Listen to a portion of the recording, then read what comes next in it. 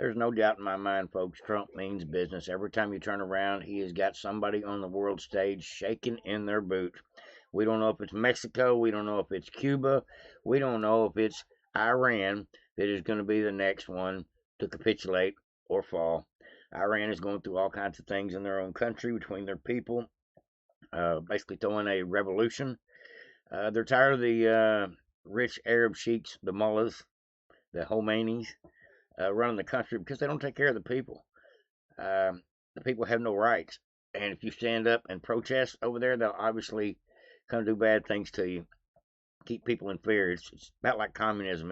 It's Islamism, real close to communism with a touch of some twisted religion in there. But I won't get into that.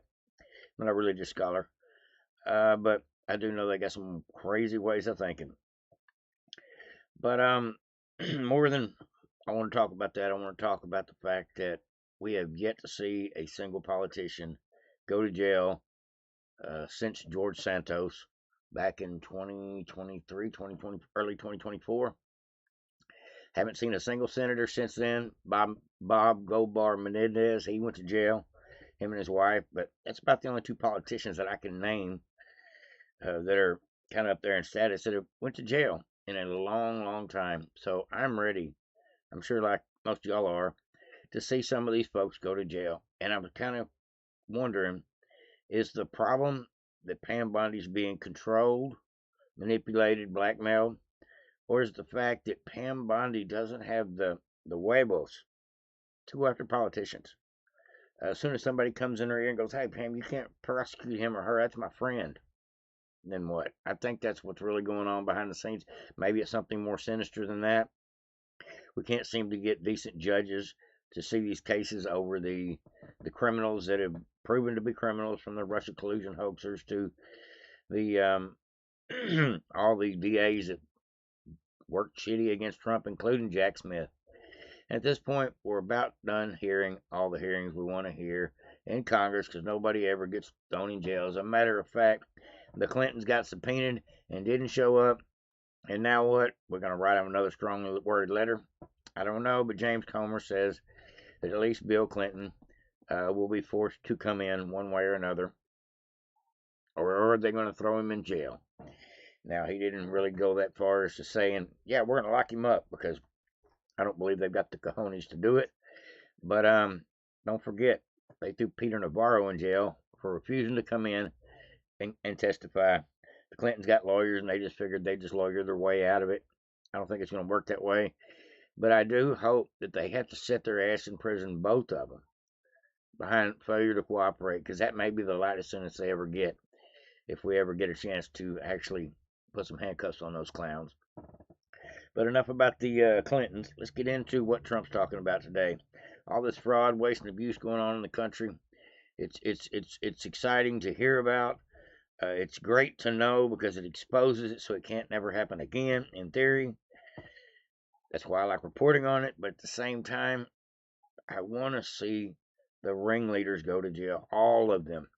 Not just the one white lady and 100 Somalians. I want to see people all the way up to the people in Congress that are trying to continue to push this money in those directions to continue to fund this fraud and all our welfare programs.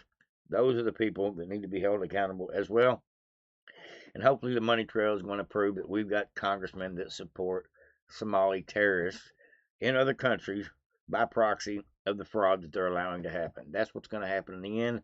But will anybody go to jail? I think only if we get rid of Pam Bondi. Just saying. She's done a lot of great things, but prosecuting politicians ain't one of them. I think she'd be a better newscaster at this point. Now listen to what Trump says here. Last week, we announced that I'm creating a brand new division at the Department of Justice, a legal strike force led by a really tough, smart new Attorney General for fraud. He's a fantastic young guy. He's so impassioned to do this properly. We intend to imprison any fraudster, politician, or public official involved in these sick plots to loot and pillage our country. Last week, we announced that I'm creating a brand new division at the Department of Did y'all hear about that, folks? A new division at the Department of Justice. This is a new fraud division that obviously Pam Bondi will not be in control of, because at this point, we're going to have to get somebody to do the job. We need another attorney general, because the attorney general we got, she's not doing her job. So we're going to set up a special counsel with a new special attorney general, I guess a deputy attorney general, something to that effect. It will, in theory, have the power to prosecute all this fraud, because somebody needs to be doing it, because Pam Bondi's too busy as it is. If you throw all this on her caseload, she'll never get around to Adam Schiff again, and that's just the truth. So we definitely need to put some more people in action to get this stuff on the ball. We've only got to the midterms to see some arrests, folks. Otherwise, a lot of people are probably not going to vote. And that's just the sad truth of the matter. And I have to believe that somebody is controlling who gets prosecuted. I don't know why. I don't know how. I'm assuming it's a deep state. I'm assuming that somebody got the Pam. It's somebody maybe even got the Cash Patel at this point. He just seems like a scared puppy at this point. He's not near the same man he was on his podcast. Same went for Bongino. So there was obviously some things going on that they can't talk about, and it's probably eating their soul, to be honest. They're lying to the American public about everything from Epstein to why we don't prosecute people that steal things like elections and welfare payments. I think once you steal a little bit of money, you can go to jail. Once you steal a lot of money, too many people involved, nobody goes to jail. Just my theory.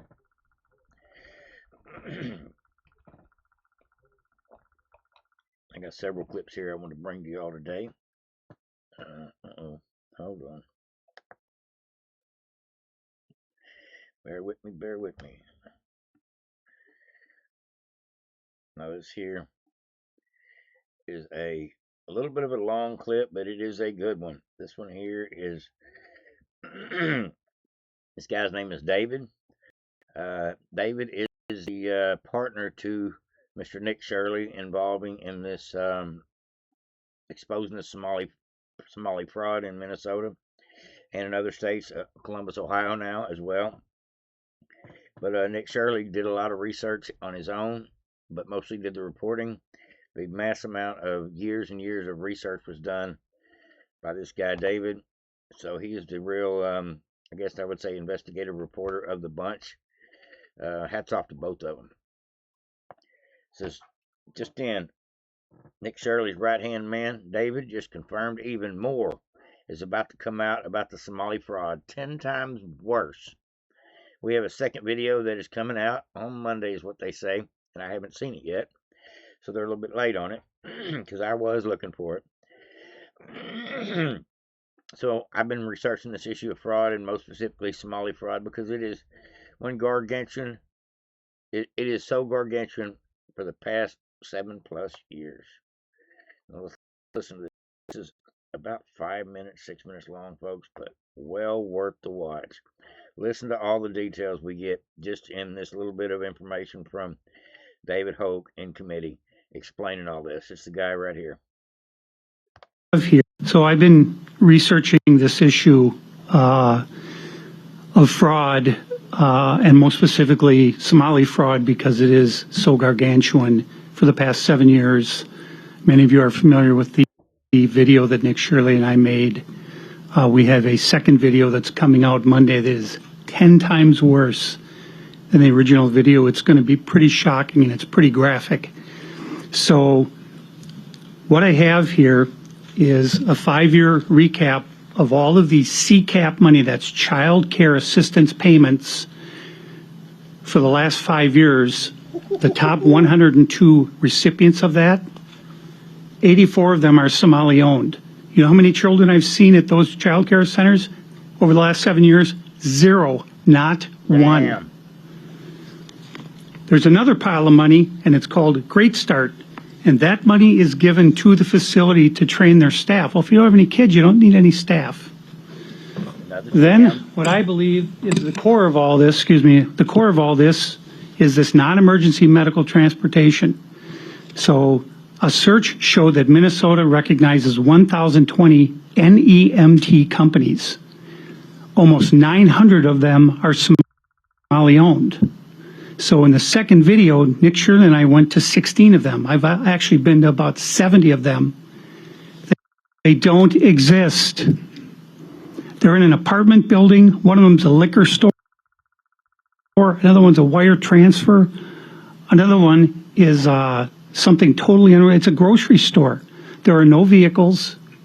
And the average NEMT company in the United States has 20 vehicles, and each vehicle generates about $70,000 a year. So you run those numbers, 800 companies, 20 vehicles, $70,000 a year, and it's an enormous sum of money that's going out. So my feeling is that chasing the money transfers and the wires and the SARS is great, but you got to drop like Batman on Minnesota DHS, because they're the ones who are writing the checks. They're the ones allowing the fraud to happen. Look, you can blame the Somalis, but if you stick your hand out and someone puts $100 in it, yet you're going to stick your hand out again and keep the people who are putting the $100 in have got to stop doing it. They got to get out of their office and go out and look at these facilities and say, this is an apartment building. You can't have a transportation company in an apartment building. And the vast majority of these companies exist on paper only. They're not real. They have no assets, no office, and no vehicles. The other thing is that when a child care facility receives federal funds, they must abide by Civil Rights Act of 1964, Title VI, which says that you cannot be exclusive to one ethnic group in your child care facility. It's discrimination. So when DHS goes out and does these inspections, they always do them announced. So they call ahead to let them know they're coming. So of course, you stockpile the kids in there and everything looks great. But do they actually count the number of kids that are there? Because some of these facilities are licensed for 120 kids and they don't have any kids. And even if they do load kids in, they got 10 of them. But DHS doesn't go with 10 kids. Wait a minute, you're licensed for 120. What's going on here? They have no sign-in or sign-out sheet like a normal daycare is, so there's no way to track if there are any kids there, who they are, what race they are, any of that. So I'm asking for the Fed's help to come in and get to DHS and tell them get their act together. Thank you. Thank you very much, David. Good. And David, I want to thank you for both your Minnesota Department of Human Services had some people there that were screaming at the top of their lungs about it. A bunch of whistleblowers come out and help expose this. Tried to over the years and basically got shut down. But there's also those people at the DHS that were silencing them. Their bosses, their superiors coming from the top. So whoever is over housing, welfare, Department of Human Services, all the different agencies that help with benefits, every single one, passing out the money to the daycares, every single one of these places should be held accountable because they are part of the problem. They are part of the crime. The crime couldn't happen without them facilitating it. They are the catalyst for all this stuff to happen. So you can't just go after the Somali people, which is a good answer. But you got to go up the chain and go after the Tim Waltz, Ilhan Omar, and the senators and the House of Representatives people that were in on it, and all the lobbyists and the NGOs, and everybody in between, and get it done in real time because we want to get back to getting some of these people that tried to steal our 2020 election locked up. citizen journalism, but more for your citizen investigation in terms of what the Minnesota government was unwilling to do. And here, would you care to speculate whether it was negligence or corruption or some toxic cocktail of both? So, Corruption. Governor Walz is on record as saying that organized crime caused the fraud in Minnesota. And I said, organized crime, but like the mafia, like the Colombo, I mean, you know, what is he talking about? He never got specific. But he did admit to knowing about the fraud in 2020. He's on record as saying that. Well, Minnesota has a law, and it's statute 3.971, subdivision 9, And it says that if you are head of an agency and you are made aware of fraud or suspected fraud, you must immediately contact the Office of the Legislative Auditor and notify them of the fraud. The Legislative Auditor then is the body that determines what law enforcement agency to bring into the investigation. Governor Walz said he contacted the FBI. He didn't. I talked to the FBI, but it's not his prerogative to do that. It's the Legislative Auditor's prerogative to do that. And look, I just want to say everything I've done on my own. I don't make a penny off this. I was born here. I grew up here. My whole family's here. And I'm not going to sit by while this happens and not do anything. I'm the guy who's going to make the difference. And I'm telling you, when this next video comes out, it's going to be World War III. Well, I find myself in the unusual position of agreeing with Governor Walz that it was undoubtedly organized crime. And what we are seeing, and this is what Treasury does, we have successfully tracked and prosecuted the mafia. We have successfully tracked and prosecuted the Mexican cartels. And this is organized crime within the Somali community. So he is right. This is an organized criminal enterprise, and we will get to the bottom of it. And thank you for your help. And so, what about going after the DHS? All of this fraud that you're now seeing being uncovered around the country after our video came out, everyone's going to these child care facilities, these adult care, there's nobody there. They're getting hundreds of millions of dollars. They go, where are the people? They're on a field trip. They're not there. So the fraud, I believe, is being developed here. The programs are being developed here, and then they're fanning out across the country. Absolutely. Minnesota is the hub. Now, something I mentioned a few days ago was a lot of these Somalis get a scholarship fund set up for them so they can come to this country, get citizenship, go to school, and have everything in life they need paid for, including their housing and stuff. Kind of like student loan program, except for they don't pay it back. So if these Somalis are perpetrating this scam too, which I'm sure they are, it'll just be a matter of time, and that will be headline news too, as another one of these ridiculous Somali crimes that have been gotten away with too many times. And I'll show you a video clip. Let me show you real quick. Speaking of that, I think I got a clip about it. A lot's going on. Now, anybody that wants to stand in the way of ICE agents needs to know that you are putting yourself in danger when you're trying to prevent a police action. Especially if you're trying to run somebody over. That's a whole other story altogether. But it says an individual from Somalia was arrested yesterday by ICE. This is positive news. She entered the country during Biden administration by illegally crossing the Mexican border. While under Biden, she obtained a work permit, but she never worked and did not attend ESL courses. Instead, she became a TikToker and a YouTuber to receive free money and health care. She had the opportunity to come to America, but rather than working and attending school, she chose a different path. Therefore, she does not deserve to be in America. We do not need individuals like her here, as tomorrow she and her future children maybe rely on welfare and daycare, free housing. She should be deported back to Somalia. Now, I wonder how much of this stuff is going on where these people took the money to get here, took the money to go to school, and then just didn't go to school. I'm sure they don't make them pay it back. I would just be almost positive about that. And so isn't that a form of fraud when you try to get money out of a system for something that you're going to pretend to do and then you don't do it? Isn't that kind of there's got to be some fraud in there somewhere too. Somebody needs to figure out all the registries in Minnesota of all the kids that were imported from Somalia to go to school there and find out if any of them actually made it to school.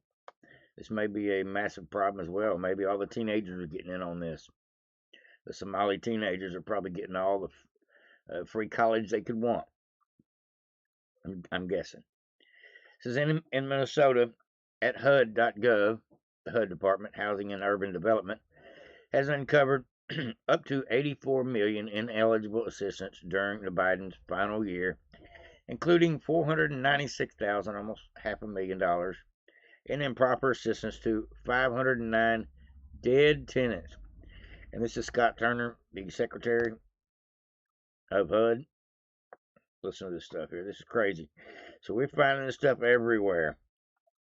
Look, every agency is going through Minnesota right now and just shaking the person, letting the chain fall out the bottom. We have boots on the ground in Minnesota, and through our fraud prevention, we have found that there is likely over $84 million in eligible assistance that was given to the state of Minnesota during the Biden administration, including almost $500,000 in improper assistance to over 500 dead tenants. And so you think about that, Tony. Over $84 million of hardworking taxpayer money that was shelled out during the Biden administration in improper assistance and serving over 500 dead people with almost $500,000 of assistance. This is a lack of stewardship. It's gross negligence. But I'm grateful at this time that our team on the ground has found.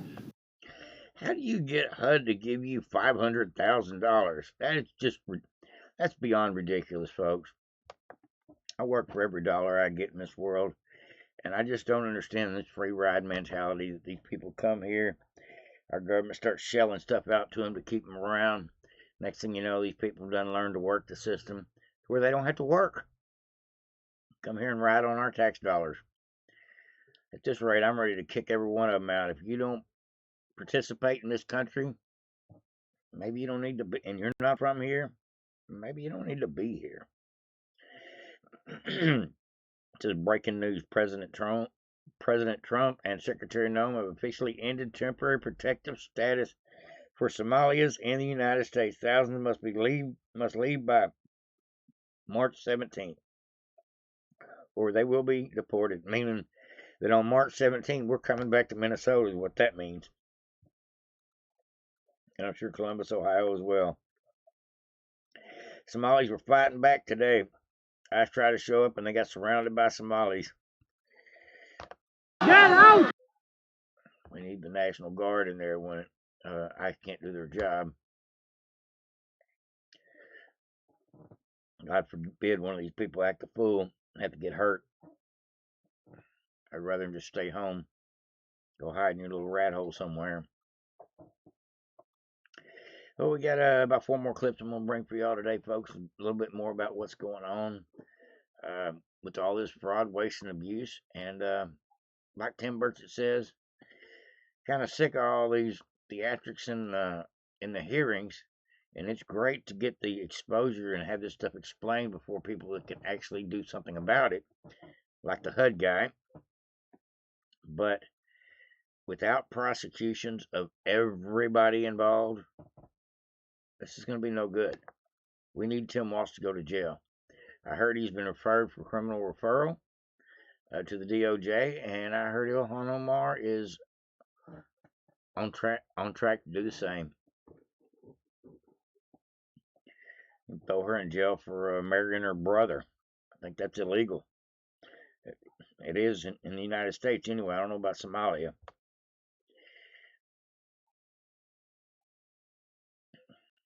Can't stand her.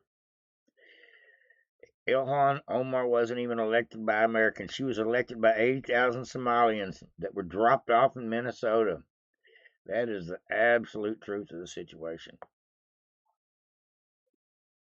This is what Trump says here. About our Constitution. I have a constitutional right to rip off the country. I guess she's a total scam artist. Anybody knows it. How do you let her get away with it? AOC +3. She was one of the 3. Yeah, she's a mess. She needs to go too. We need to shine the spotlight on that raghead as well.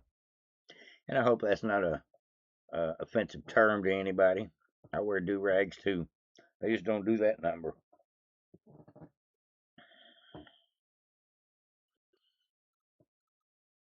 I think the internet's running a little bit slow today. It's cloudy outside. It may affect it some. I don't know. Trump says we will now require proof of attendance in order to receive any federal funding for child care. We're also freezing any and all welfare payments going to illegal immigrants effective immediately in the entire country. We're cutting off the spigot. We've frozen all children's payments to those states that we're talking about, and we will now require proof of attendance in order to receive federal funding for child care or any of that. How about all these child care places in Minnesota where there is no children?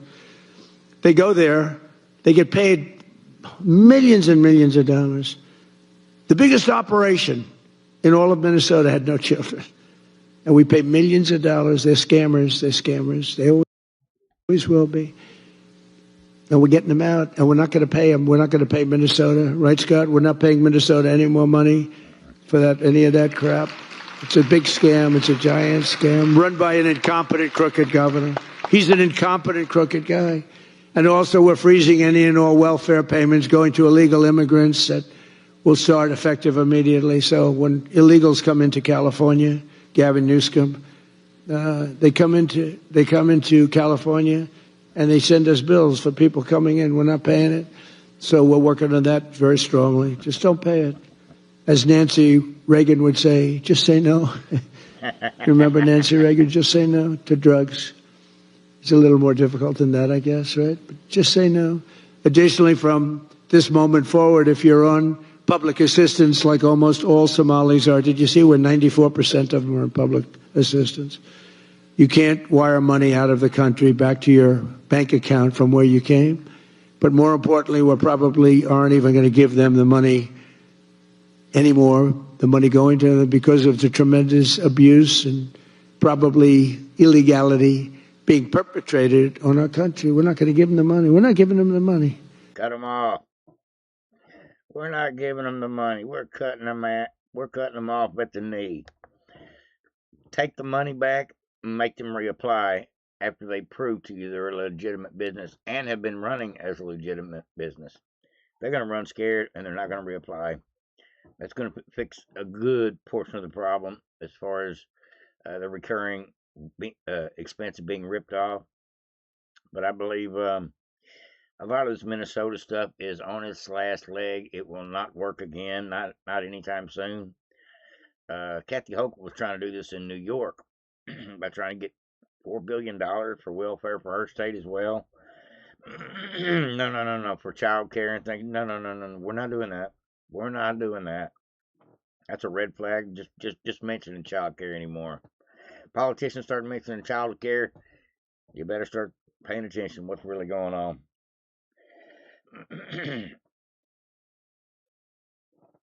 This is not what I picked.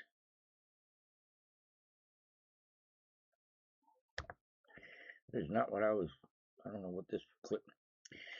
I didn't save that clip. I don't even listen to Ben Shapiro. I don't like that guy. He's got nothing to say that I want to hear, and he talks way too fast.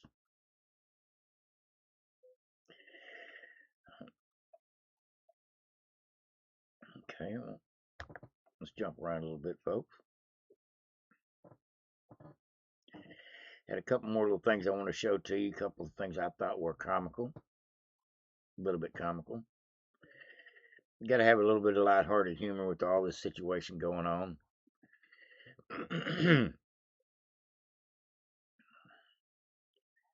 This thing is spooling slowly today. I apologize, folks.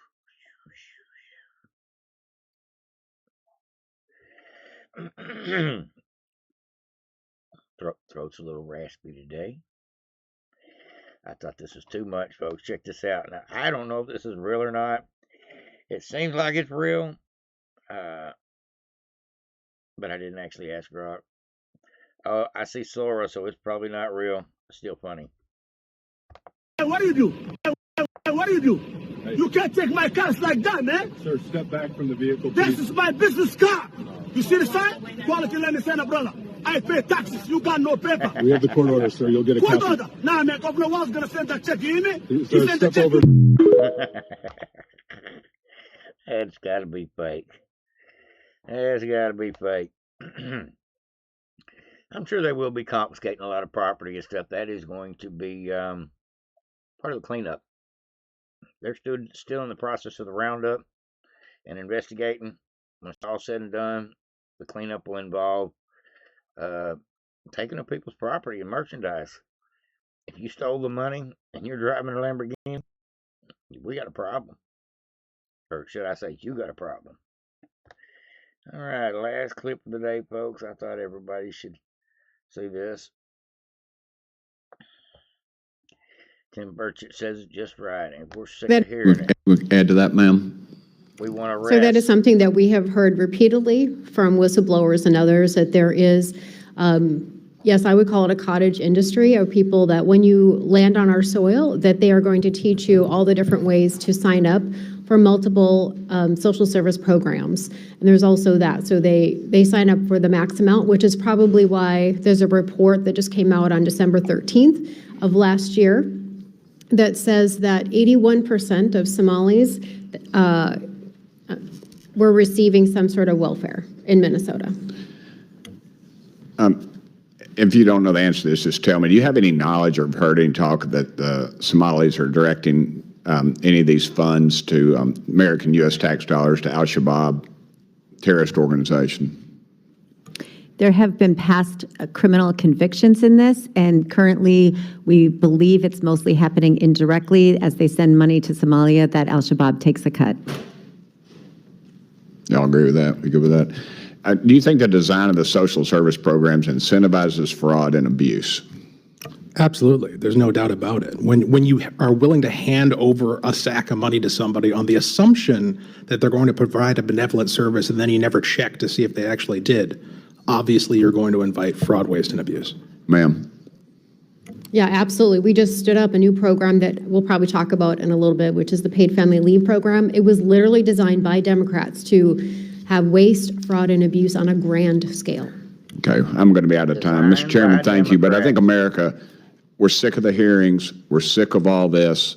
We need justice. We need convictions if these folks are guilty, and that needs to happen. America is sick of this. It needs to happen. Enough of the dog and pony show. Let's show us some convictions. That's what we really need.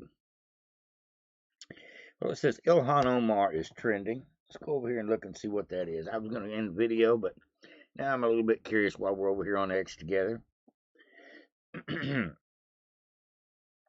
Should I follow Ilhan Omar? I don't think so.